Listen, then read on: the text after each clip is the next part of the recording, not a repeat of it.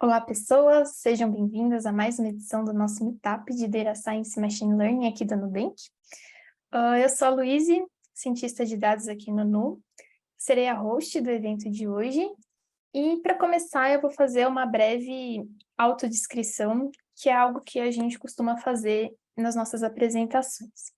Eu sou uma mulher branca, cabelos longos e escuros, estou usando óculos e no meu fundo tem uma tela roxa do Nubank escrito Building Nu. Para quem está chegando aqui pela primeira vez, o Meetup é um evento aberto a toda a comunidade. Ele acontece há quase 8 anos. E hoje é um dia super especial porque a gente está apresentando a nossa edição de número 80. Nessa edição, nós trouxemos um tema super em alta, né? A gente vai falar sobre NLP, LLM, afinal de contas, né, o que são essas siglas e como funciona. Para isso, a gente trouxe algumas pessoas férias no assunto para compartilharem conhecimento e as experiências com a gente. Já já elas vão se apresentar. Então, como vai funcionar esse evento, né? Na primeira parte, o Vitor vai falar um pouco para a gente sobre o que é LLM e como funciona. Em seguida, a gente vai passar para a Tainara e para a Fernanda, elas vão compartilhar com a gente sobre os desafios do NLP na área da saúde. E aí, no final, a gente responde algumas dúvidas que ficarem.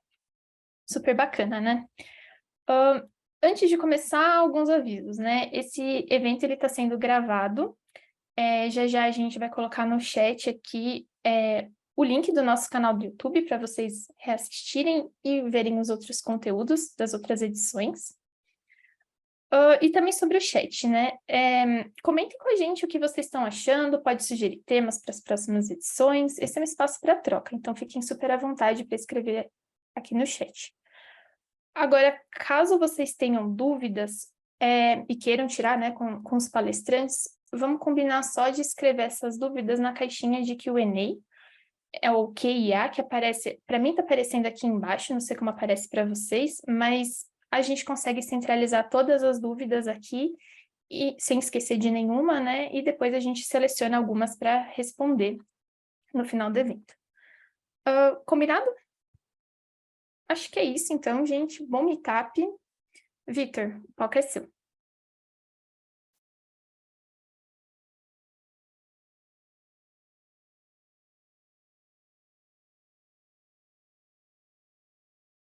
Olá, boa noite. Vocês veem a minha apresentação? Ok. Gente, boa noite. Meu nome é Vitor. Eu sou cientista de dados aqui no Nubank há quase 4 anos. Essa noite eu vou falar um pouco sobre o que são os LLMs, o que são, como funcionam e como usar. A ideia é principalmente passar um panorama de como funcionam, como que eles atingem, né, o que eles atingem, como que a gente chegou até aqui, o que esperar deles, o que não esperar deles. E eu dividi em mais ou menos 5 partes, vou explicar como funciona assim, baixo nível, a motivação de por que é assim, como eles fazem para entender o texto, como fazem para gerar texto, e qual a melhor forma, quais as formas assim, mais interessantes que têm funcionado melhor de usar na sua vida ou no seu negócio. Então, uma pequena lembrança de como que a gente coloca texto nos modelos de machine learning, porque, em geral, os modelos de machine learning eles trabalham com números. Primeiro, a gente precisa quebrar o texto de entrada de alguma forma. Isso é feito por um tokenizer. No passado, tradicionalmente, isso, em geral, era feito quebrando em palavras, por exemplo, por espaço. E aí, o que você faz é que cada palavra acaba ganhando um númerozinho. O problema de fazer isso é que, em geral, existem muitas palavras, né, infinitas palavras que você pode escrever, e aí você, em geral, tem que cortar, por exemplo, só considerar palavras que aparecem pelo menos 1000 vezes no seu vocabulário. Além de você considerar as palavras, em geral, o que as pessoas faziam no passado era considerar a função da palavra na frase. Então, se é verbo, se é substantivo, se é advérbio, quais são as flexões da palavra, número, grau, sufixos, prefixos. Principalmente, por exemplo, no caso de português, que a gente tem várias flexões verbais, fica intratável você, por exemplo, tentar aprender para cada variação do verbo.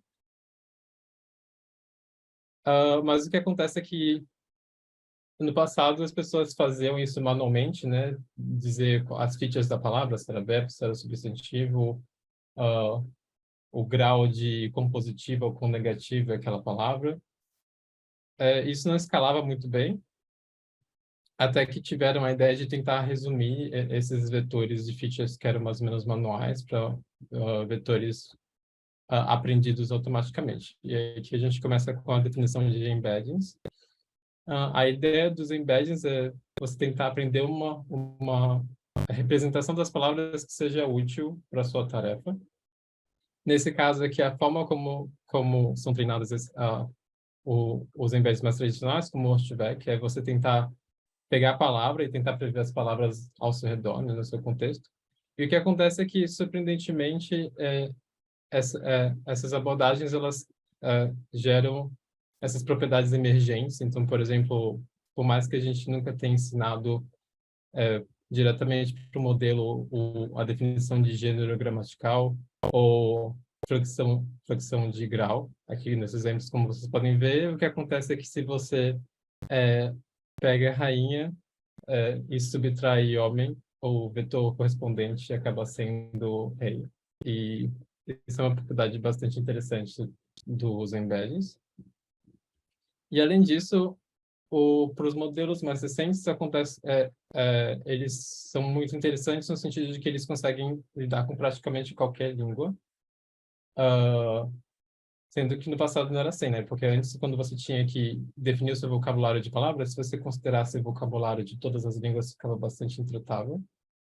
Hoje, como fazem é aceitar que, em vez de quebrar os tokens em palavras, a gente acaba quebrando os tokens em sequências comuns de caracteres. Então, aqui, esse exemplo em português, desse parágrafo que eu coloquei aqui, é a forma como, por exemplo, o ChatGPT enxerga o nosso texto, né? Então, ele não vai enxergar as palavras quebrando em espaço, como talvez fosse a forma mais natural para a nossa língua. Ele vai quebrar mais ou menos nos bits dos caracteres. Podem até ver que alguns caracteres com acentuação, eles são quebrados até em imagem um pouco. Tá, mas você aprendeu os embeddings assim? Eles são específicos para cada palavra. E se a palavra acontece várias vezes no texto, ela sempre vai ter o mesmo embedding. E isso não é tão interessante, né? Porque para você conseguir entender a mensagem do texto, você precisa entender qual que é a função daquela palavra no conjunto do texto como um todo. E aí a gente começa na parte de entender a semântica e o contexto em que elas acontecem, né? Os principais problemas de não considerar isso é que a gente tem homografia, quando a gente tem mais de uma palavra com a mesma escrita. A gente tem a questão da conotação e denotação, então uma palavra sendo usada em vários sentidos ou em sentido figurado. E a questão da sintaxe, né? Então, em geral, existem várias palavras que elas têm algum tipo de regência ou requerem especificação ou fazem referências, né? No caso, por exemplo, um pronome que faz uma referência a um nome que já foi citado, que ainda vai ser citado. Para você construir o significado dessas palavras, você precisa olhar ao redor delas e entender o contexto em que elas aparecem. Uma forma natural de fazer isso é, por exemplo, pegar as 5 palavras ao redor da palavra que você tem interesse, fazer a média dos vetores delas e combinar com o vetor inicial. Isso é uma forma de fazer convolução no espaço das palavras. Então, uma das formas mais simples de combinar a informação contextual das palavras é justamente passar a janela de convolução. Então, nesse GIF que vocês podem ver aqui, vocês podem ver as palavras e os vetores dela. E essa janela que vai passando é uma janela de convolução, também chamada de filtro. Uma forma como você pode interpretar é como se ele estivesse fazendo matching, como se fosse esse brinquedo que você tenta encaixar as coisas. E onde são os valores mais altos é a parte do texto que mais é semelhante a esse filtro específico, similar como é feito em imagens, né? Então, por exemplo, essa parte da imagem é a imagem que mais se parece com um lemuri e as outras partes não. A vantagem de usar filtros de convolução é que ela é uma operação bastante rápida e paralelizável, ela usa poucos parâmetros, então não precisa lidar muito com problema de dimensionalidade. O problema da convolução é que, em geral, você usa filtros pequenos, porque quanto maior seu filtro, maior a quantidade de parâmetros que você vai precisar treinar.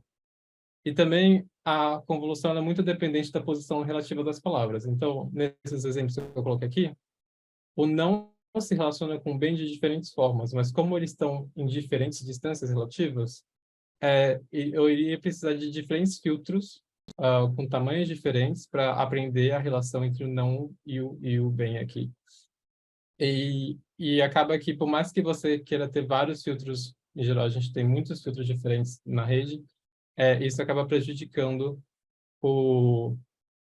a capacidade de aprendizado do contexto. E aqui em cima eu coloquei outro exemplo em que eu tenho dois pronomes, né, que se referem a uma palavra anterior, e essa palavra está bastante distante no texto, e é bastante complicado para redes convolucionais ficarem carregando essa relação, essas referências ao longo do texto. Outra forma já bastante usada, bastante famosa, são as redes recorrentes. Então, a ideia da rede recorrente é literalmente ler o texto na ordem natural e tentar guardar a informação relevante que a rede considera vai ser útil para o futuro. Então, é exatamente como está nesse GIF aqui. Para cada palavra, você olha como era o estado da memória anterior e aí você atualiza a memória do estado. O que acontece é quando você tem o texto como um todo e você quer apenas entender o texto, você pode começar a ler o texto tanto da frente para trás quanto de trás para frente, e você faz isso várias vezes. A vantagem em relação às CNNs é que você consegue ter uma janela infinita, né? Então você conseguiria recuperar uma informação que foi dada muitas palavras no passado, mas na prática isso é bastante complicado porque cada vez que você vai multiplicando as matrizes, você vai acumulando o erro exponencialmente. Então, por mais que seja possível, é bastante difícil ter o aprendizado de longo prazo em redes recorrentes. E, além disso, o problema das redes recorrentes é que elas não são polarizáveis, né? Então, você precisa ler em ordem os tokens.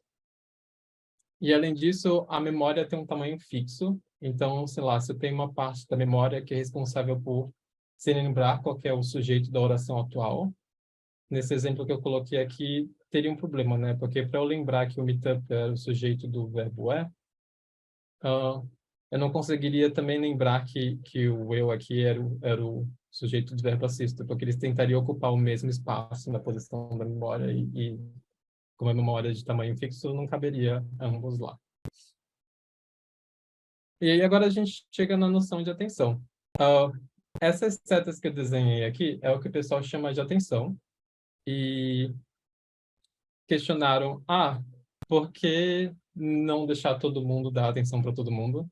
E aí surgiram as camadas de atenção, também chamada como camadas de transformer. O que acontece é que aqui se considera a janela infinita, em que todas as palavras conseguem olhar para todas as outras palavras. Só que, ao contrário da CNN, aqui não tem novos parâmetros a serem aprendidos. Você calcula a similaridade entre as palavras para dizer o quão relevante elas estão entre si, e você vai usar isso para ponderar o quanto essa outra palavra vai atualizar o seu próprio significado. A forma como ajuda a pensar é que são aprendidos 3 vetores diferentes para cada palavra, que são o K, o Q e o V. Então, o K é de key, o Q é de query e o V é de value. Então, se eu estou tentando entender o significado de uma palavra, de uma palavra query no texto, eu olho todas as keys de todas as outras palavras, meço a similaridade, e aí eu uso essa similaridade para ponderar o valor das outras palavras. E a forma que você pode interpretar isso é, por exemplo, eu tenho um verbo, e aí esse verbo vai procurar substantivos ao redor do texto, e aí ele vai pegar o valor desses substantivos e trazer essa informação de volta para tentar atualizar a informação contextual do verbo. Por que precisa do key e do query? Porque justamente a gente quer considerar essa relação de forma não simétrica. Então, talvez a palavra A seja importante para a palavra B, mas a palavra B não seja importante para a palavra A. E que na prática, além disso, como o que o Caio vê são vetores, eles são aprendidos juntos, como um mesmo embedding. E é apenas uma projeção linear do embed inicial. Uma desvantagem aqui é que é bastante custoso computacionalmente, então estou comparando todas as palavras versus todas as palavras. Isso claramente não escala muito bem para textos grandes. E, além disso, eu não estou considerando a posição relativa das palavras. Então, isso é particularmente ruim porque a ordem das palavras na frase importa bastante. Então, além da atenção, é sempre usado uma coisa chamada positional encoding ou positional embedding. A ideia é que, além de aprender o embedding das palavras, você quer aprender ou você quer definir o embedding das posições de forma que você consiga relacionar uma posição com a outra. Em geral, o que as pessoas fazem é ou aprender diretamente ou usar essa base aqui de valores de seno e cosseno. Não, a motivação de ser esse vetor que fica oscilando em seno e cosseno é que quando você multiplica dois vetores feitos dessa forma, você consegue ter diferentes janelas de atenção. Então, por exemplo, considerando que a linha aqui cinza é a palavra em que eu tô querendo descobrir o contexto. E em volta dela à volta dela tem várias outras palavras, então eu consigo definir várias janelas de atenção de onde eu quero procurar mais significado para melhorar o meu entendimento da minha palavra atual, né? Então posso ou focar em volta dela, ou posso focar só antes, ou posso focar assim bem distante. E a forma como conseguiram fazer isso é usando essa base de senos e cossenos. Bom, agora a gente passou como funcionam as camadas, né, dos modelos que lidam com texto. É legal entender um pouco melhor o que significam os modelos de linguagem. Então, enfim, a palavra modelo, por si só, tem vários significados, é usada de formas diferentes. Especificamente, modelo de linguagem, que as pessoas querem dizer tentar estimar qual que é a probabilidade de olhar uma sequência de palavras no seu corpus. Então, aqui eu peguei o exemplo de uma sequência de bases do DNA, só porque é mais fácil caber aqui. Então, por exemplo, eu quero saber a probabilidade de qualquer uma dessas letras CT ou qualquer uma de duas letras seguidas, CT e G, etc. E por que isso é interessante? Porque, em particular, a gente agora está interessado não só em entender a linguagem, mas também em gerar textos. Uma forma como você pode gerar o texto a partir dessa distribuição que você aprendeu com o modelo generativo é pela regra do produto de probabilidade. Ou você pode aprender diretamente um modelo discriminativo que só tenta prever a palavra mais provável em seguida. Ambas são abordagens possíveis.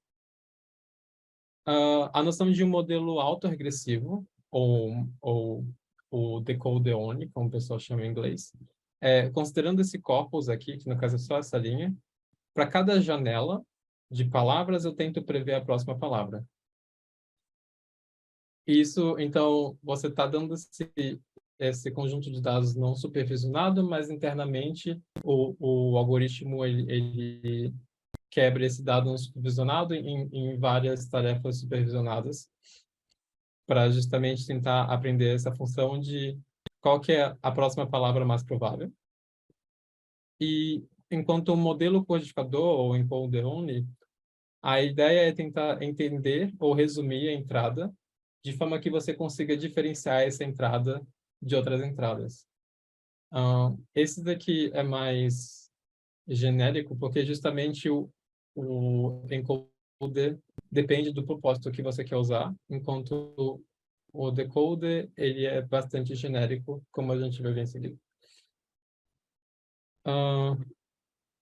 Então, como que começou o uso de Transformers, como começou a revolução do uso de Transformers. As CNNs e as redes recorrentes que eu tinha mencionado antes, elas já são usadas assim desde os anos 2000 para processamento de textos. O problema é que o problema delas é que justamente elas não aprendiam muito bem a relação entre palavras distantes. Então o pessoal usou os transformers para lidar melhor com a relação entre as palavras de forma mais independente.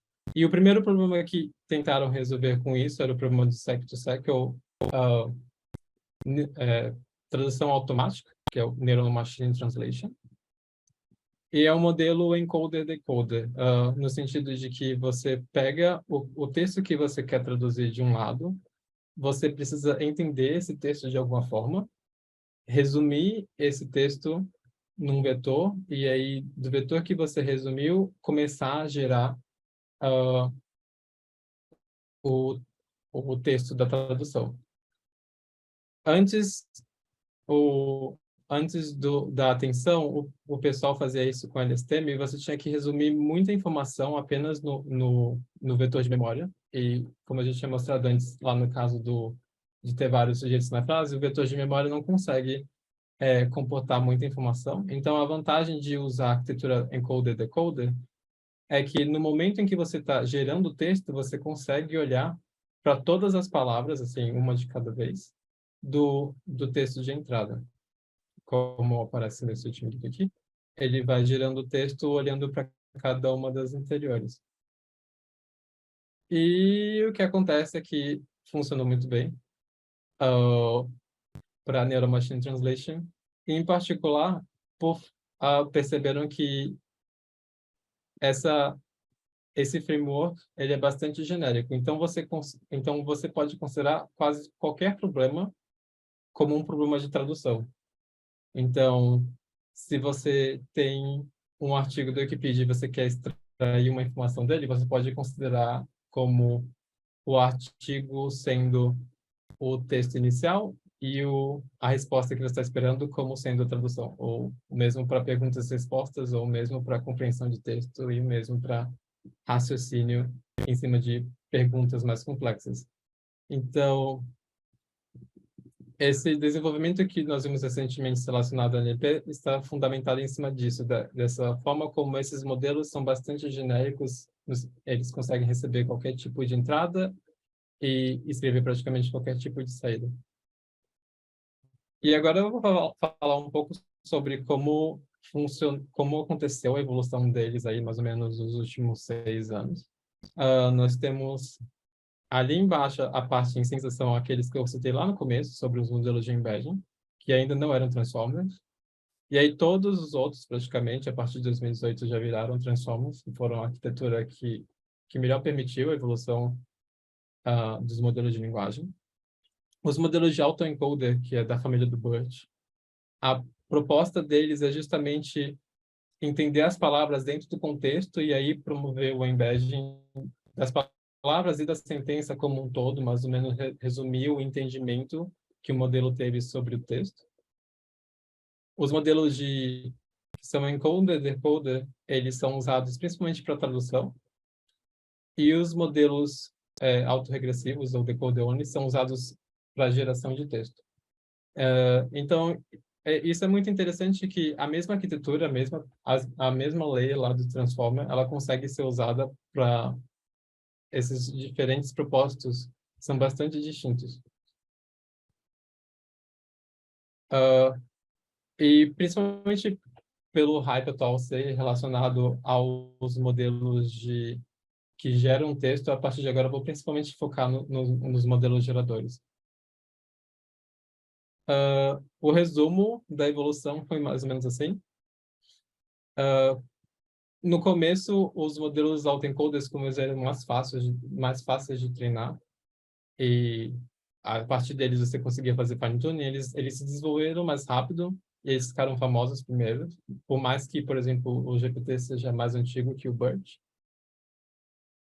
Mas com o GPT-2 e o GPT-3 já logo descobriram a capacidade desses modelos de conseguirem serem usados em diferentes tarefas sem que você precise, por exemplo, fazer fine-tuning. Com a geração de código e a forma como a gente pode dizer, especificar instruções, né, de como o modelo atuar no prompt melhorou mais um pouco, e aí a gente chegou agora no ChatGPT. Eu vou agora falar um pouco mais detalhes como funcionou cada um desses passos. Então, o GPT-1 é o modelo Decode-1. Ele justamente prevê a probabilidade de forma discriminativa, como eu tinha citado no começo. Ele tem apenas 12 camadas de transformer, que é razoavelmente pequeno. E ele foi treinado em datasets supervisionados para fazer inferência, resposta de perguntas, definir similaridade de sentenças e classificação de textos. Aqui eles estavam principalmente estudando sobre como primeiro você treinar um modelo num corpus grande de dados não supervisionado melhorava a capacidade do modelo generalizar para essas tarefas supervisionadas. Mas aí, logo em seguida, no GPT-2, descobriram que como o modelo Decode-On é bastante genérico, no sentido de que você consegue colocar qualquer coisa na entrada e tentar prever qualquer coisa na saída, mesmo sendo tarefas bem diferentes que, por exemplo, consideram um ou dois ou mais textos de entrada ou a saída deveria ser um número versus deveria ser um valor categórico versus deveria ser, por exemplo, uma tradução, descobriram que mesmo esperando diferentes formatos de entrada e saída, você conseguia treinar o mesmo modelo para todas essas tarefas ao mesmo tempo. Então, justamente com o GPT foi supervisionado, mas em compensação, comparando com o GPT-1, ele não teve fine-tuning. Todas as tarefas foram supervisionadas no mesmo modelo e, mesmo assim, ele conseguiu ser melhor em todas elas versus o GPT-1. É claro que também é um modelo mais poderoso, em vez de 12, agora ele tem 48 camadas de transformer. E aqui tem alguns exemplos de, por exemplo, como o GPT consegue responder razoavelmente bem extração de conteúdo do texto, perguntas e respostas. Então, você dá um artigo para o modelo e pergunta coisas relacionadas ao artigo e, surpreendentemente, o modelo consegue fazer um encoding, por mais que seja o modelo, entre aspas, decode only, como ele é de uma arquitetura transformer, ele consegue fazer um encoding da entrada e sugerir as palavras e dar uma resposta adequada. E além disso, como ele foi treinado em um grande corpus da internet, ele acaba adquirindo alguns conhecimentos de senso comum. Então, nesse caso, essas perguntas, você não passou, né, a resposta dentro do conteúdo da pergunta. Essas perguntas são de conhecimento geral e, mesmo assim, o modelo conseguia responder. E, novamente, além de conseguir fazer as tarefas que eu mostrei de perguntas e respostas, o modelo também conseguia aprender a traduzir o texto. E agora a gente chega no GPT-3. O interessante do GPT-3 é que ele foi um modelo não supervisionado, pelo menos nas tarefas em que ele foi avaliado, no sentido de que pegaram um dataset enorme de conteúdo, principalmente da internet, e jogaram lá, e perceberam que se você der dentro do prompt exemplos de como o modelo deve responder a sua pergunta, então, no caso, por exemplo, você quer que o modelo faça a tradução de uma frase, se você der exemplos de como fazer a tradução, surpreendentemente, o modelo vai conseguir fazer a tradução do que você está esperando.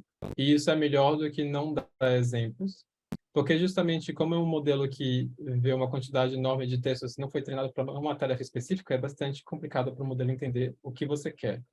Então, você precisa dar exemplos de como você está esperando que seja a resposta do modelo. E, mais uma vez, aqui aumentaram a quantidade de camadas, agora foi para 96 camadas de transformer.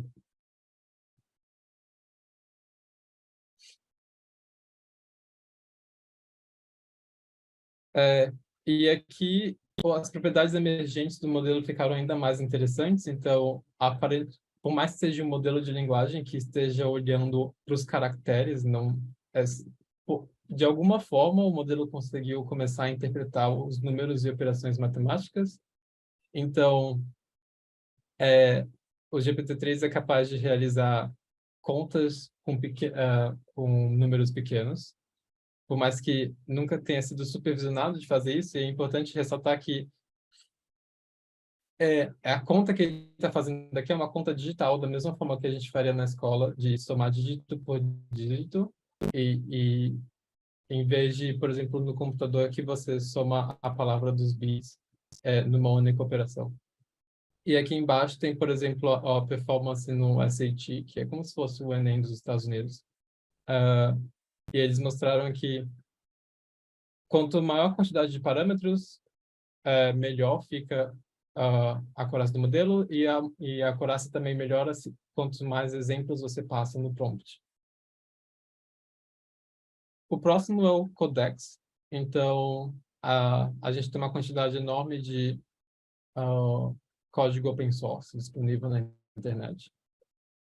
O interessante de lidar com código é que tem menos variação de denotação em sentido figurado. Em geral, a gramática é muito mais bem estruturada. Então, isso é mais fácil. Então, acaba sendo mais fácil para os modelos entenderem o raciocínio de código do que de linguagem, o que faz um pouco de sentido. Além disso, o que surgiu de interessante no Codex era, você quer, por exemplo, completar o código que já foi iniciado, e formas de fazer isso é, por exemplo, escrever o nome da variável, ou escrever o nome da função, ou colocar um comentário do que você quer. E aí o modelo gera o código depois. Mas o mais surpreendente é que o modelo aprendeu a ele mesmo começar a escrever os seus próprios comentários, mostrando já uma noção de planejamento. Como a gente já visto antes, é muito complicado para esses modelos tentarem recuperar informações muito distantes no texto, e isso costuma ser comum com variáveis.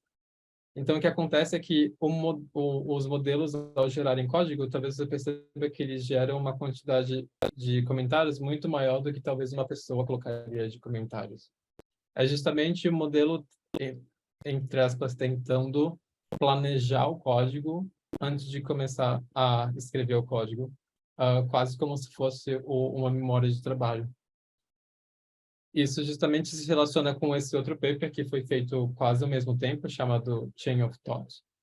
Então, descobriram que se você pede para o modelo responder uma resposta diretamente, acaba funcionando razoavelmente bem, dependendo do tamanho do modelo, mas descobriram que você consegue melhorar muito mais a performance se você se você pedir para o modelo explicar o passo a passo do porquê deu aquela resposta.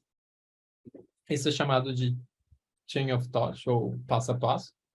Em geral, isso é uma boa dica, se caso você esteja usando esses modelos, pedir passo a passo é interessante, mas o que acontece é que, desde quando isso foi descoberto, faz parte do treinamento incentivar que os modelos criem um passo a passo. Então, hoje, em particular, é bastante complicado você pedir para o modelo dar uma resposta curta. As pessoas que treinam esses modelos já têm consciência de que dar o passo a passo melhora a qualidade. Então, os modelos já são enviesados em já passar a resposta considerando o passo a passo. E o próximo, tudo o que eu mostrei até agora são modelos treinados principalmente com dados da internet, são dados mais expositivos. E isso é um problema, quer dizer, isso torna difícil a interação com o modelo. Então, por exemplo, o modelo conseguia gerar um artigo, gerar uma historinha, mas era difícil conversar com o modelo. Então, com o Struct GPT, a ideia é justamente ensinar o modelo a obedecer, seguir instruções que você passa em chat. E isso é feito via Active Reinforcement Learning para mais ou menos adestrar o modelo a obedecer as instruções. Isso também ajudou a deixar o modelo mais respeitoso, porque justamente com os dados que vêm da internet, os modelos aprendiam todo tipo de coisa não legal. E aí nós chegamos no ChatGPT, que foi bastante revolucionário, no sentido de que ele colocou as três descobertas anteriores no UI e com marketing. Então, de certa forma, o hype que aconteceu com o lançamento do ChatGPT foi bastante relacionado ao marketing, porque muitos desses avanços já vinham acontecendo há alguns anos. Claro que isso ajudou a, a sociedade como um todo a entender um pouco melhor como vinha sendo o avanço dessa área e a se relacionar com os modelos, entender um pouco melhor qual talvez seja o impacto disso na sociedade. Inclusive, quem já interagiu deve perceber que tem essa meio que animação, né, que o modelo vai escrevendo a resposta. Isso não é uma animação, é que o modelo é lento mesmo. Então, para gerar cada token, você precisa passar. Cada vez que você gera um token, você precisa passar pelo modelo inteiro para gerar o próximo. Então, esses modelos são bastante lentos de usar. E isso é uma característica bastante limitante do funcionamento deles. A gente vai passar por isso. Mesmo assim, eles são bastante generalistas. Tem o exemplo aqui em cima do GPT 3.5, que é o ChatGPT, e o GPT-4, que acertam quase 90% das questões do Enem, o que é bastante, certamente é muito mais do que 95% das pessoas que fazem o Enem. O modelo agora consegue entender imagens e textos e, por exemplo, explicar um meme. E não só do Enem, mas em geral, os modelos conseguem se desempenhar muito bem em diversas provas feitas para humanos. Agora a gente chega no fim, na parte de aplicações. Aqui eu quero dar mais ou menos um resumo de onde costuma ser mais bem sucedido aplicar que tipo de solução dos modelos de linguagem. Então, se você usa um LLM específico para tarefa, você consegue usar para treinado, fazer fine-tuning ou até treinado zero, mas os grandes modelos geradores, em geral, a menos que você seja de uma empresa muito grande que gaste milhões, bilhões para treinar o modelo, provavelmente você só vai usar o para treinado. Então, para modelos específicos, você consegue usar dados supervisionados ou se existem dados similares para fazer transfer learning. Em compensação, para modelos geradores, você até consegue fazer few shot learning no prompt, o que é muito bom quando você não tem dados, mas se você tem dados supervisionados, o que em geral isso vai ser um pouquinho pior. Para geração de textos específicos, como tradução, respostas e resumos, os modelos treinados para esses propósitos já são muito bons e os geradores não são tão bons assim. Mas se você quer tratar textos em gerais, gerar textos mais genéricos ou fazer sessões interativas com modelos, aí você precisa lidar com um modelo gerador mais genérico. A vantagem do modelo genérico é que ele é multitarefas, então você consegue usar uma mesma API para resolver várias tarefas, enquanto um LLM específico ele vai ser especialista e se você tiver várias tarefas para resolver, provavelmente você vai precisar de vários especialistas. Se você precisa que o modelo faça raciocínio, inferência ou extração de conteúdo de um artigo, em que todo o conteúdo está no artigo, isso é feito melhor por modelos específicos. Mas caso, por exemplo, não todo o conteúdo esteja lá, você precisa de algum tipo de senso comum para produzir as respostas, os modelos genéricos aí são melhores. Se você precisa conhecimentos específicos, então, por exemplo, você precisa agregar a sua base de conhecimentos atuais nos modelos, então o gerador não vai ser muito bom, porque eles não são treinados com muita frequência, é muito difícil adicionar conhecimento ao modelo. E, por fim, os modelos de geradores, eles como vocês viram no GIF anterior, eles têm um tempo de resposta muito alto, então, em geral, se considera tokens por segundo, enquanto os modelos mais tradicionais ou algoritmos, você já tenta medir tempo de resposta em milissegundos. Então, dependendo da sua aplicação, isso vai ser bastante limitador ao usar modelos geradores ou não.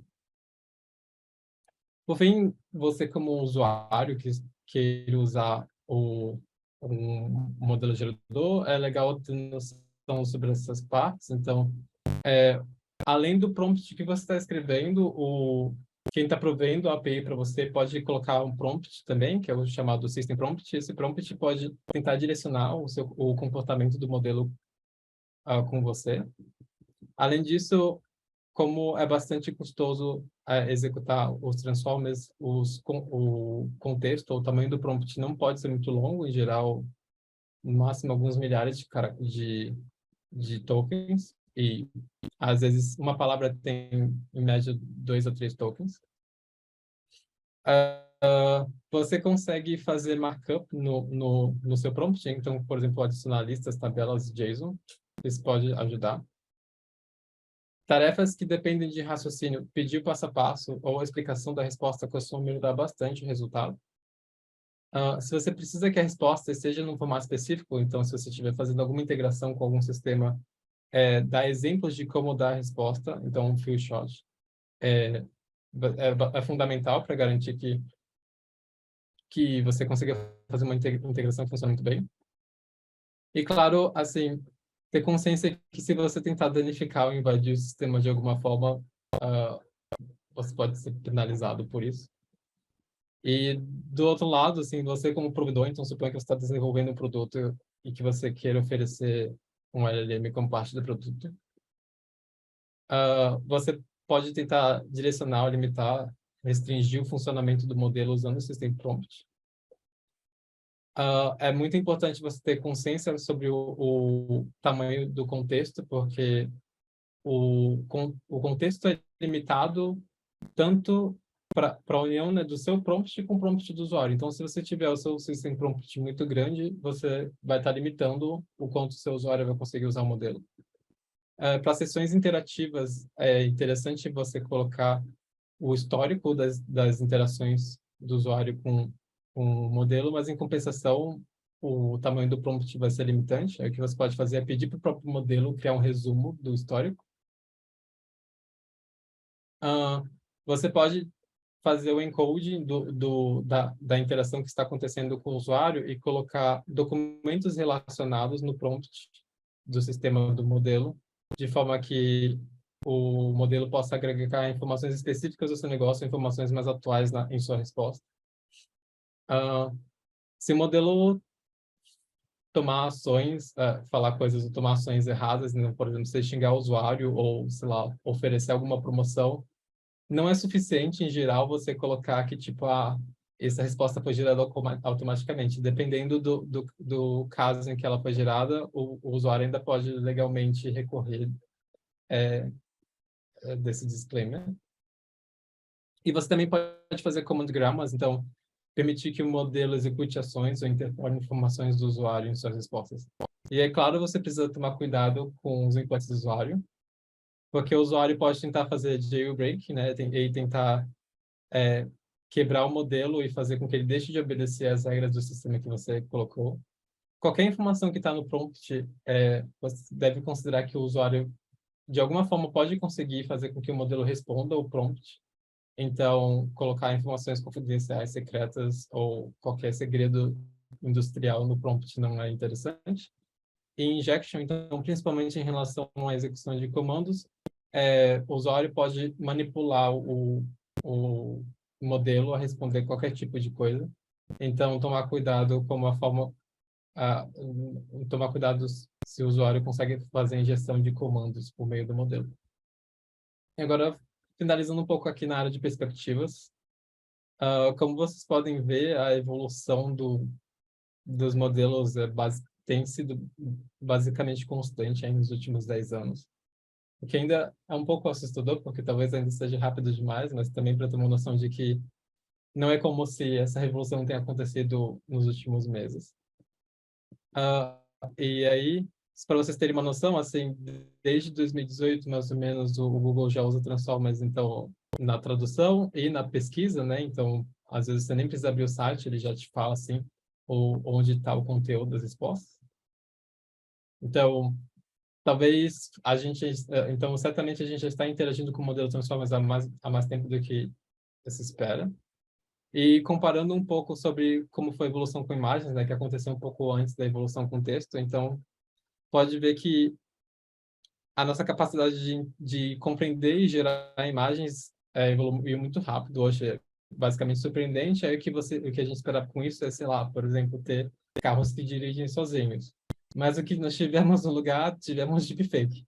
Então, eu acho que, em geral, o impacto que nós teremos na sociedade com esses modelos bastante poderosos de produção de texto também vai ser negativo antes de ser positivo. Hoje nós temos um risco muito grande assim de ter um swarm de textos falsos ou sites que ficam produzindo textos aleatórios, uh, spam que é especificamente feito para você. Então, atenção redobrada para esses textos fabricados que parecem verdadeiros, mas talvez não sejam. E vou ver o que eu considero assim como a aplicação que mais tem funcionado em relação aos modelos geradores é com código, porque justamente o código ele é mais bem comportado, os modelos estão funcionando razoavelmente muito bem com isso. Então, eles conseguem completar o código, eles conseguem gerar código a partir de uma descrição em alto nível. Eles podem, por exemplo, fazer review do seu PR automaticamente, já identificar possibilidade de vulnerabilidades ou melhorias no código. E, por exemplo, refatorar ou aplicar migrações no código que não é tão interessante fazer, mas eles conseguem fazer automaticamente, o que é bastante interessante. E, por fim, queria deixar aqui que, como vocês podem ter visto, a evolução dos LLMs é bastante antiga e constante. Em muitos benchmarks, os LLMs open source são tão bons quanto ou melhores que os pagos ou os fechados. A principal diferença dos LLMs open source versus os pagos é que nos pagos eles têm um time responsável por fazer labeling e tentar educar o modelo para que ele seja menos mal educado. Mas se isso em particular não for um problema para você, os de open source são razoavelmente muito bons. E é isso. Espero que tenha ajudado a ilustrar um pouco como funcionam, de onde vieram, para onde vão e formas efetivas de usar.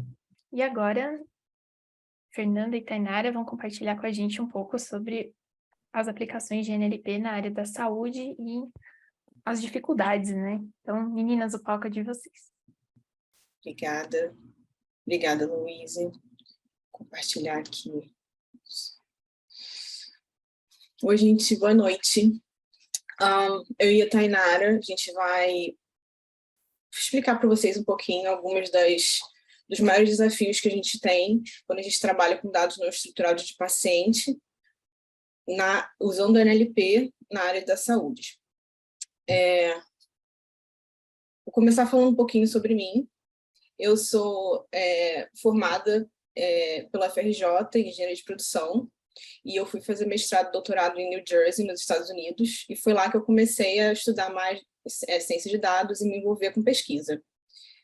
Fiz bastante pesquisa em ciência de dados, mas especificamente em NLP, desde o começo sempre gostei muito, e usei muitos dados não estruturados, era uma coisa que realmente fez parte de todo o meu período acadêmico.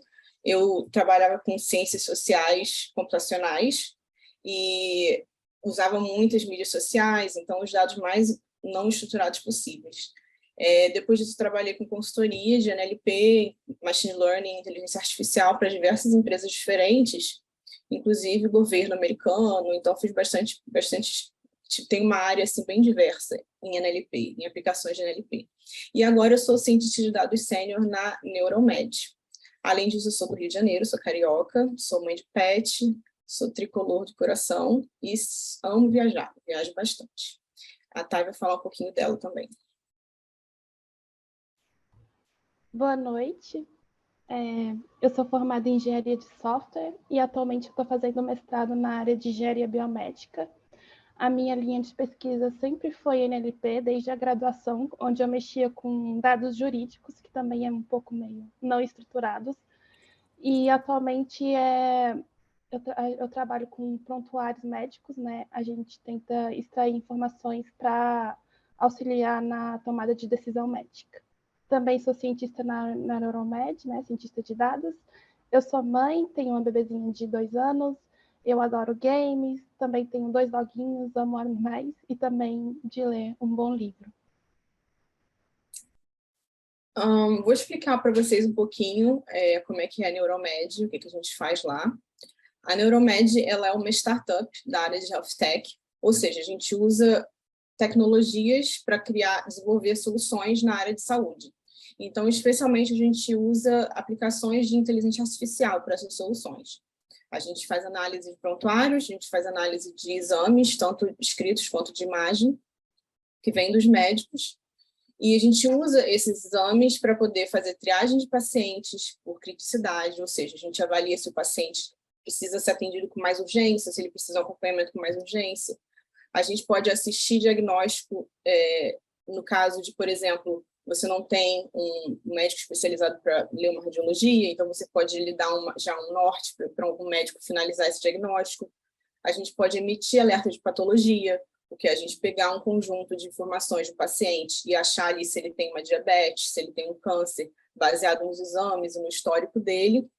E aí, portanto, a gente também pode gerir populações que têm doenças crônicas. Se a gente tem um grande número de pacientes e você tem essas informações todas desses pacientes, a gente pode começar já a fazer uma triagem também e avaliar, olha, esses pacientes eles estão numa situação bem mais crítica do que essa, então ele precisa de um acompanhamento, precisa entrar no programa de acompanhamento.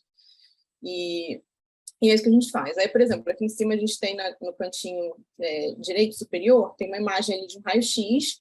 E aí, equivalente àquela imagem que o Vitor mostrou do Lemuri, né, que tinha o heatmap, aí também é um exemplo que a gente faz no Neuromed, que a gente detectou que nesse raio-x, naquela área ali que está colorida, tem essa doença tal, essa patologia tal, que é pneumotórax. Mesma coisa com laudos, a gente acha em algum pedaço do texto onde tem uma patologia ou outra, ou então a gente extrai outras informações também. E aí, aqui embaixo, é só um exemplo de como é que ficaria essa questão da triagem, por exemplo, dos pacientes. Como eu disse, a gente tem diversas fontes de dados, a gente tem exame de imagem, só que hoje a gente está aqui para falar de NLP. Então, a gente vai falar de laudos médicos e de prontuários médicos. Por que a gente separa eles em 2 partes?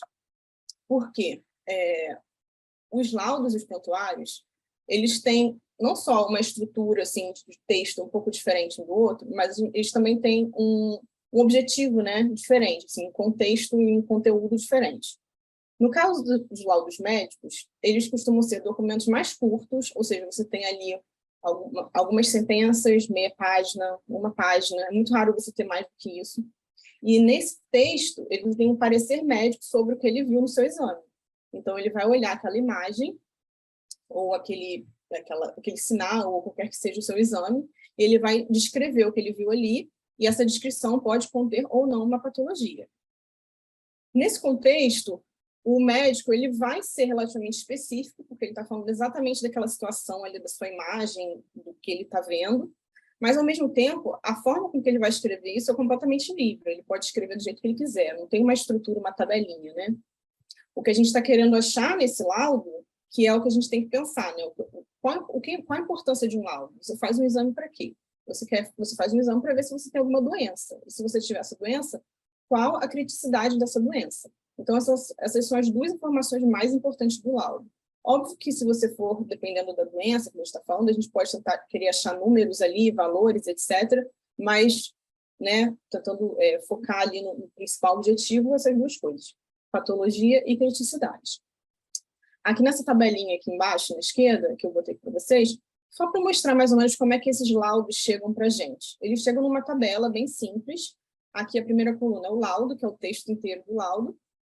E depois a gente tem alguma metadata ali, que fala um pouco o nome do exame, fala a instituição, fala pouca coisa do paciente, mas em nenhum momento vem estruturado patologia e criticidade. Então, a gente tem que realmente entrar a fundo nesse texto e analisar como que a gente vai extrai essa informação. E para isso a gente tem que fazer algum tipo de estruturação, né, desse texto, porque ele vem sem divisão, sem nada. Vamos dar uma olhadinha aqui nesse exemplo de laudo que eu coloquei aqui, para a gente ver como é que é essa estrutura. Começa ali com a primeira sentença, é o título do laudo, quer dizer, né, o tipo de laudo, estudo radiográfico do tórax. Depois você tem algumas sentenças ali que descrevem o que o médico viu. No final você tem uma opinião, que é como se fosse uma conclusão, e depois tem alguns dados, umas outras informações. Óbvio que os laudos vão diferenciar de instituição para instituição, médico para médico até, então não se apeguem muito a essa estrutura, mas normalmente é o que você vê, é algum tipo de divisão ali. E essa divisão também ela vem nas sentenças, porque se a gente for ler essas sentenças ali, as primeiras só, acesso venoso central com extremidade no átrio direito, sonda esofágica com extremidade no estômago. Se você continuar lendo, você vê que cada sentença ela é meio que independente da outra. Ela não é tipo sentenças em um livro, em que uma flui e depende da outra para você fazer essa compreensão. Então, a gente consegue ver que, no final das contas, no laudo, a unidade de informação desse texto ela vem da sentença.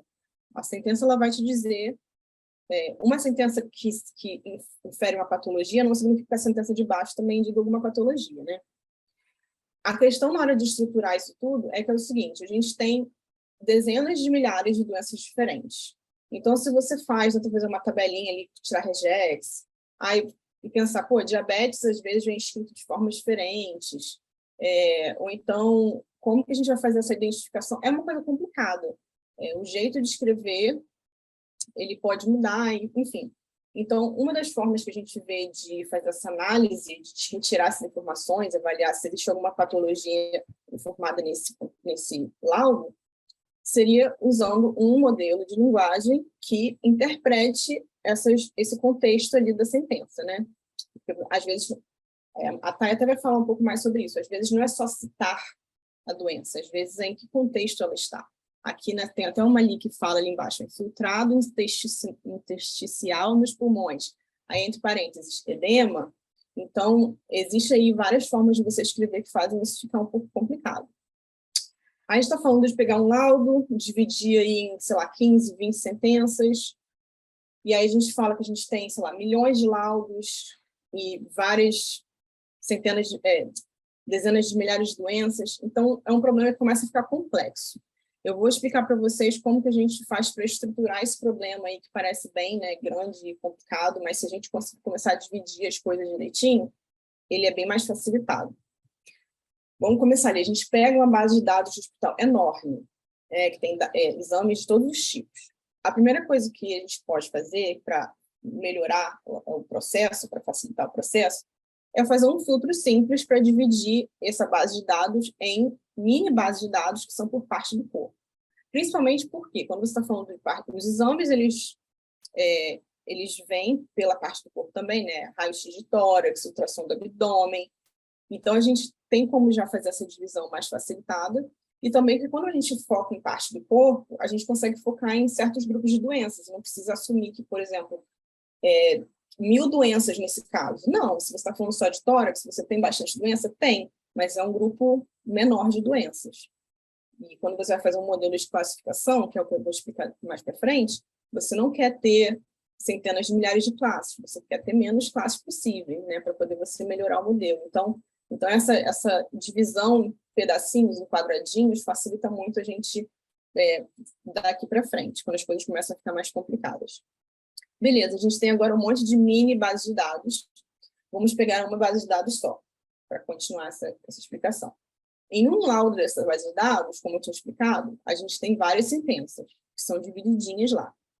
O importante agora, como a gente tinha visto lá no começo, é a gente dividir essas sentenças entre as que indicam algum tipo de patologia e as que não indicam algum tipo de patologia. Por quê? Porque se você aplica um modelo de classificação numa sentença que definitivamente não tem nenhuma patologia, você corre o risco do seu modelo aprender errado ou então classificar um negócio errado. Então, você já para cortar um pouco da possibilidade de erro, a gente já tem um modelo inicial que ele classifica as sentenças como normais e anormais. E às vezes às vezes é bem fácil para o modelo ver isso quando ele está focado nessa questão dela ser ou uma coisa ou outra, né? Porque você tem, como eu tinha mostrado no laudo anterior, o exame não sei o quê, sem complicações, sem modificações, sem diferença, versus uma sentença que claramente tem alguma diferença, é a obstrução em algum lugar, ou, sabe, alguma coisa assim, que uma palavra que realmente vai indicar essa diferença entre uma coisa e outra. Aí a gente pega algo que tem algumas sentenças anormais. A maioria das sentenças desse laudo, ela vai ser normal.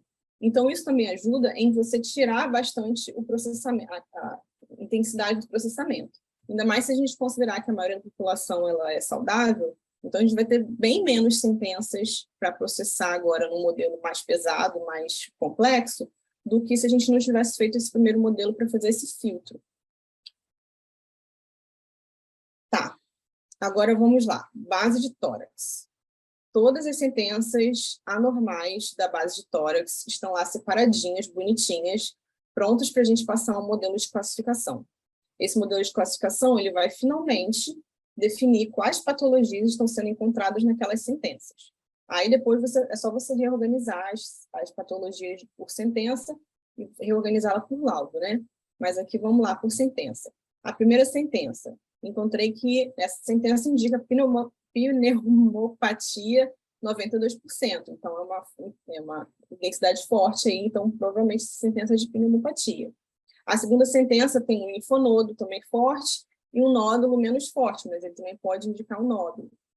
E a terceira é um linfonodo ali médio também. Então, tudo isso vai para o médico avalia tanto a porcentagem quanto as sentenças realmente foram encontradas, e ele pode fazer um diagnóstico agora com foco mais nessas doenças que a gente falou. Mas, assim, essa é a importância. A gente tem que lembrar que tudo é uma informação que a gente dá mais para o médico, para facilitar o processo, né, do médico fazer essa análise. E ele é muito importante aí, não só nessa parte de utilizar o produto, mas na hora do desenvolvimento também, porque o médico ele faz parte desde o começo. Vou mostrar aqui para vocês mais ou menos como é que é essa participação do médico nos nossos modelos, né? A gente tem aqui o processo geral ali, simplificado do que eu falei, dessa criação de modelos. Aqui nesse cantinho esquerdo da seta, a gente tem ali o modelo de polaridade e o modelo de patologias. Qual a participação do médico nesse modelo, nesse desenvolvimento dos modelos? Eles vão ajudar a gente na hora de fazer a anotação das classes, ou seja, a gente pega uma amostra ali de sentenças dos nossos laudos, e eles vão classificar, tanto como normal e anormal, tanto quanto no caso de achar uma patologia, ele vai identificar e classificar aquelas sentenças com as doenças que foram encontradas. Inclusive, são os próprios médicos que definem essas classes, né? A gente não vai definir as classes porque é mais fácil para o nosso modelo aprender, é realmente de acordo com as necessidades do médico de fazer essa definição. Então, algumas vezes pode ser bem desafiador quando as classes elas são muito parecidas e, né, é muito difícil você ver a diferença entre uma e outra, e às vezes é realmente uma interpretação ali mais do médico, então a gente tem muitos desafios com relação a esse negócio das classes. Uma vez que os médicos fazem essa anotação para a gente pega esses dados e a gente treina os modelos. Os nossos modelos que a gente usa atualmente, eles são transformers. Então, como o Vitor já explicou bastante sobre isso, eu posso até já dar mais informações.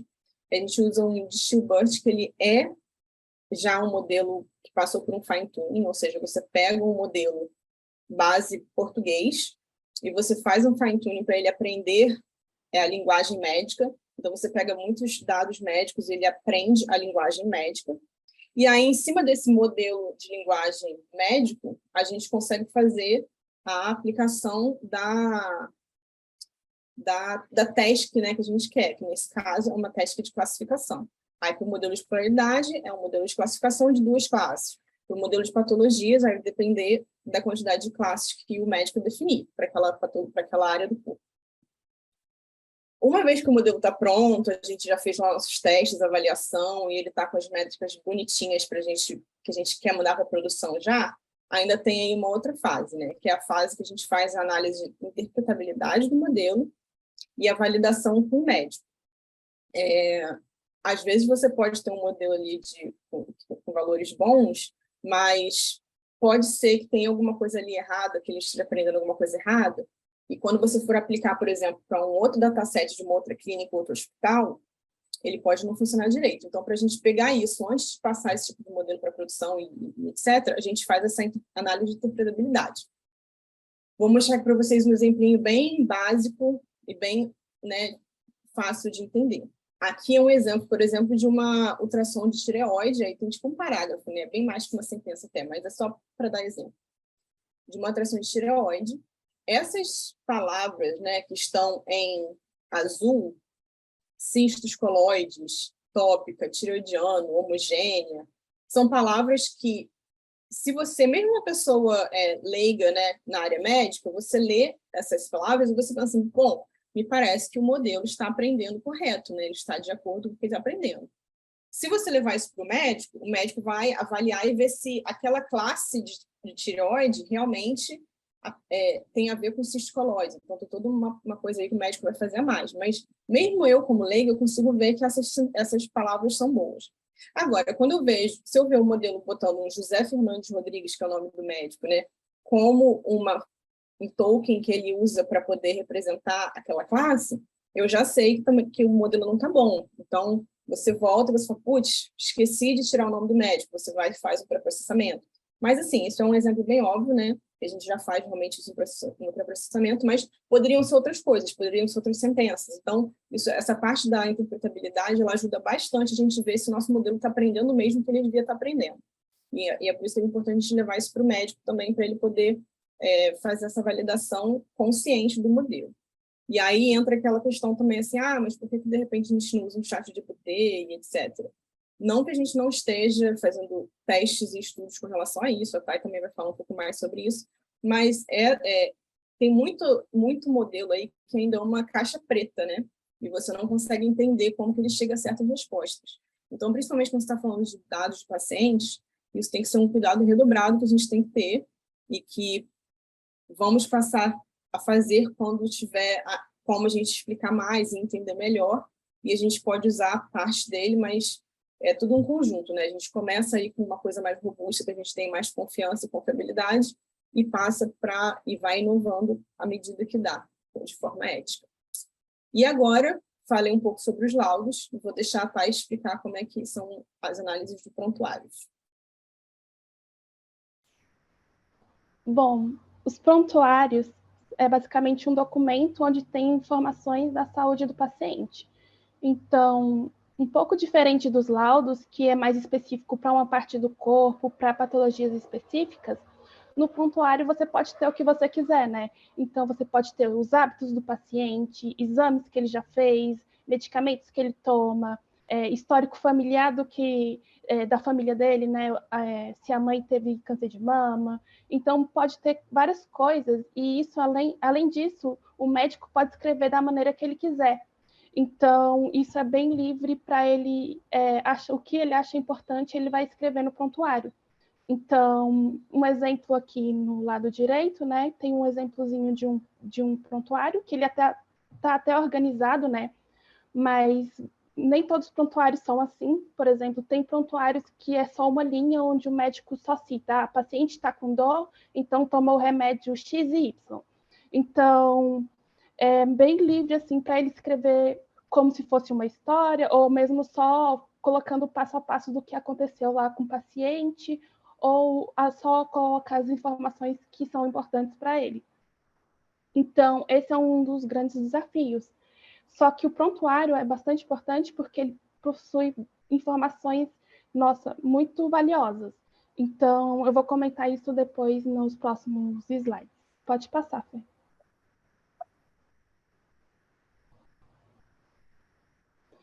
O primeiro desafio, né, que nem eu contei, o médico escreve o prontuário da maneira como ele quer, né? Então, um dos nossos maiores desafios é tentar estruturar essa informação para a gente tirar alguns insights e, assim, conseguir auxiliar os médicos, né? Então, aqui está um exemplo, né, de uma forma de estruturação que a gente tenta fazer, né? Tem alguns trechos de alguns prontuários que é mais específicos de antecedentes daquele paciente, e também tem uma parte de histórico familiar.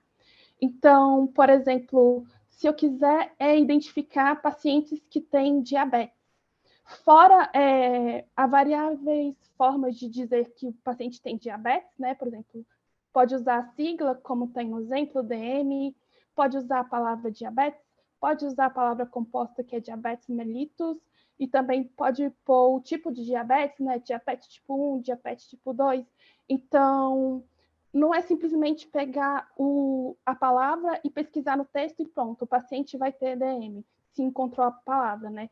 É bem mais complexo que isso. Outra complexidade também disso, né, é que, por exemplo, nos prontuários, às vezes, está negando alguma coisa. Então, por exemplo, nesse primeiro bloquinho, onde tem algumas informações, a gente vê que o paciente só tem hipertensão. Parece como se fosse um questionáriozinho, aí o médico marca o X, marcando aquela patologia que o paciente tem. Então, se a gente pesquisasse DM nesse primeiro bloco, daria como se tivesse DM, mas na verdade ele não tem, porque não está marcado o xizinho ali nos parênteses. Então, não é simplesmente pesquisar a string dentro do texto e tirar essa informação, porque tem a negação disso, e também no último bloquinho ali, a gente tem um trecho de antecedente familiar, né? Normalmente é importante, para alguns casos, que tenha no prontuário o histórico familiar daquele paciente, né? Se a mãe tem diabetes ou se a mãe tem câncer de mama, porque isso pode ajudar futuramente nos diagnósticos do próprio paciente, né?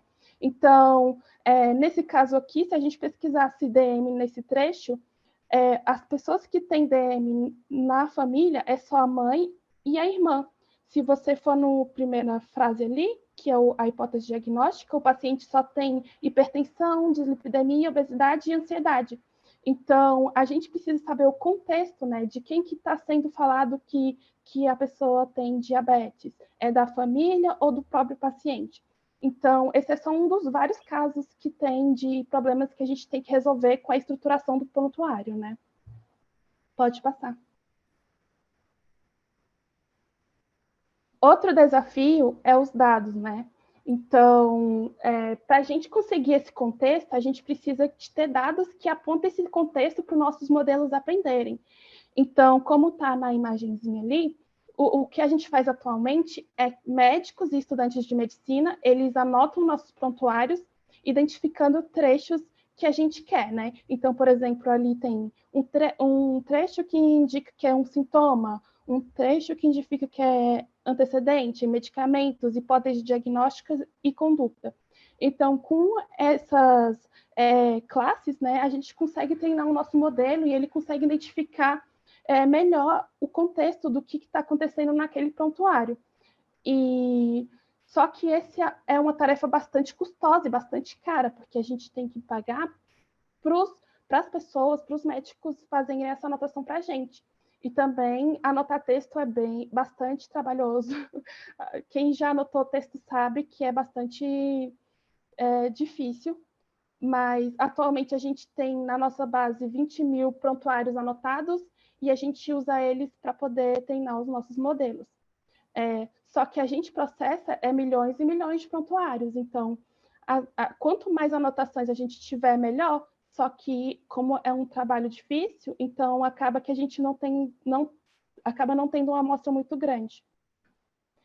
E que nem a Capela falou, a gente também está começando a testar o ChatGPT, também a parte do GPT-3, porque a gente viu que esses modelos conseguem identificar o que a gente quer. Então, se a gente pedir para ele identificar as patologias que aquele paciente ou os familiares deles têm, ele consegue identificar. Então, a gente já iniciou alguns testes para extrair essa informação que ele nos dá para treinar os nossos modelos. Não é fazer um fine-tuning em cima do ChatGPT ou do GPT-3, é mais usar a resposta que ele dá para treinar o nosso modelo. Então, assim, a gente consegue ter uma validação melhor, né? Testar melhor o que ele está trazendo e, assim, a gente ter uma confiabilidade melhor nos nossos dados. Então, isso tudo ainda está sendo muito testado, assim, aos poucos, e também, claro, sempre com os médicos validando as respostas do GPT-3 ou até do que a gente pode iniciar agora, que eles colocaram lá na API da OpenAI, né, que é do ChatGPT mesmo. Então, a gente está dando assim uns passos pequenos até a gente conseguir utilizar mesmo o que o ChatGPT dá para a gente. Pode passar. E então, no final disso tudo que eu falei, a gente consegue essa estrutura aqui da nossa aplicação. Primeiro, a gente tem a extração de trechos, depois a gente normaliza e identifica termos que são importantes para a gente, e depois a gente detecta a negação, que é o que eu falei, né? É bastante importante identificar a negação, porque a gente evita falsos positivos. Então, a gente precisa saber que aquele paciente não tem diabetes. Então, a gente evita, sim, falsos positivos. E, no final, a gente combina todo o resultado dessas 3 etapas e transforma numa aplicação, né, que vai dar auxílio aos médicos. Pode passar. Então, ali na primeira parte, que é a identificação de trechos, a gente tem um modelo NE. O Vitor também comentou um pouquinho de NE. Só que, atualmente, o nosso modelo de NE, o modelo de NE você pode treinar de várias formas, né? Existem vários algoritmos, transformers ou não transformers, que fazem essa classificação do token, né? Que identificam trechos do texto de acordo com a classe que você quer. Atualmente, a gente usa o modelo CRF. Ele é bem mais simples e mais rápido do que usar o do Transformers. A gente também testou o do Transformers, só que nem o Vitor comentou, CRF é lindão mesmo, ele é muito bom. E que nem o Vitor comentou, os Transformers, eles exigem muito recurso computacional e também eles demoram um pouco na predição. Agora, imagina a gente processando milhões e milhões de prontuários e demorando daquele jeito que demora, entendeu? E pode voltar o slide, Fê? Acho que você passou sem querer. Não, para trás. Isso. Então, por enquanto, o CRF é o que a gente está mais gostando por ele ser mais rápido e ter umas métricas relativamente melhores. Então, a gente usa ele. Então, depois que a gente identifica esses trechos, né, com o nosso NE, a gente passa para a normalização. Então, o que a gente precisa? A gente precisa saber que a sigla DM é de diabetes, a gente precisa saber que a sigla HAS é de hipertensão, a gente precisa saber que várias formas de dizer diabetes é de diabetes. Então, a gente usa no primeiro momento o MLS, que é uma grande base, né, de vocabulário médico. Só tem um problema, é que a maioria é em inglês, né? Então, a gente mesmo teve que fazer a tradução do MLS para português e depois a gente começa a normalizar os nossos dados com ele. Então, a gente usa a similaridade de texto do nosso token com o vocabulário lá do MLS e assim a gente consegue normalizar os nossos dados certinhos para que fique identificado que aquela doença é aquela mesmo, com suas várias formas. Outro problema também que a gente tem é com siglas, tanto exames, doenças, tem siglas, né? Então, os médicos costumam usar bastante siglas nos prontuários. Então, às vezes a gente é preciso dizer que aquela sigla pertence àquela doença. Então, a gente usa um algoritmo genético que ajuda a gente a fazer um pouco essa identificação de siglas tudo certinho. Outra coisa que é bastante importante é o mapeamento das especificidades de cada doença. Então, por exemplo, aqui a gente está tratando hipertensão e obesidade. A gente tem medicamentos que são específicos de hipertensão, a gente tem medicamentos que são específicos de obesidade, a gente tem jeitos diferentes de identificar que uma pessoa é obesa, por exemplo, com IMC. A gente tem jeitos diferentes de identificar que uma pessoa tem hipertensão, que é, por exemplo, medindo a pressão arterial. Então, com a ajuda dos médicos que mapeou certinho para a gente como identificar cada doença, como os medicamentos de cada doença, os exames específicos, os valores que tem que dar para a pessoa ter diabetes. Então, a gente usa isso também para normalizar os nossos dados, para dizer certinho que aquele paciente está com hipertensão e também com obesidade. Então, por exemplo, na parte de hipertensão, o trecho do prontuário indica que ele já tinha antecedente pessoal de hipertensão. E também que esses medicamentos que estão em verde são de hipertensão, que foram mapeados lá pelos nossos médicos. Então, a gente consegue dizer que esse paciente tem hipertensão e está tomando remédios de hipertensão. E também, já partindo para a obesidade, a gente vê que tem o token, a palavra, né, obesidade naquela parte do antecedente pessoal. Então, a gente já consegue confirmar que a pessoa também tem obesidade. Então, caso tivesse, é porque não tem no exemplo, por exemplo, o IMC é maior que 30, que indica que uma pessoa está com obesidade, então a gente também identificaria para poder ter certeza que aquele paciente tem obesidade. E também a gente usa, às vezes, regex, né? Às vezes o MLS a gente também não consegue todos os tokens que deveria estar em português para estar em português. Então, a regex, às vezes, salva a nossa vida na questão de normalizar, mesmo que seja meio trabalhoso. Pode passar, Fê. Aí já chega a terceira etapa, né? Que eu falei da negação.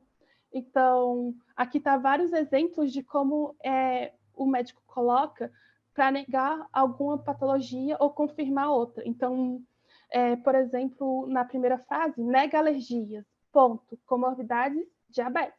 Então, ele está negando a alergia e está confirmando que o paciente tem diabetes. Já na segunda, bem legal, nega alergias, diabetes e hipertensão. Ele está negando tudo, que aquele paciente não tem alergias, diabetes e hipertensão. Já na terceira frase, a gente vê que ele está negando apenas as alergias e a diabetes, e tem o ponto e a hipertensão. Então, que nem está no meme lá, ali no memezinho, a pontuação salva vidas, e é exatamente isso que salva a gente de identificar a negação, porque a gente usa um modelo de part of speech que ele identifica classes gramaticais. Então, a gente identifica o sujeito, a conjunção e também a pontuação. Então, a gente consegue identificar o que ele está negando e o que ele não está. Só que, às vezes, também aparece casos como essa última frase, que é como se fosse um questionário. Como que a gramática portuguesa vai identificar que ele marcou o X lá na hipertensão? Então, aparecem esses novos casos que a gente tem que adaptar o nosso modelo e também inserir novas regras, né? Que verificar se o X está marcado especificamente para hipertensão, quer dizer uma afirmação e não uma negação. Se tiver vazio, é uma negação. Então, isso que a gente faz atualmente para entender essa parte da negação, né? Pode passar.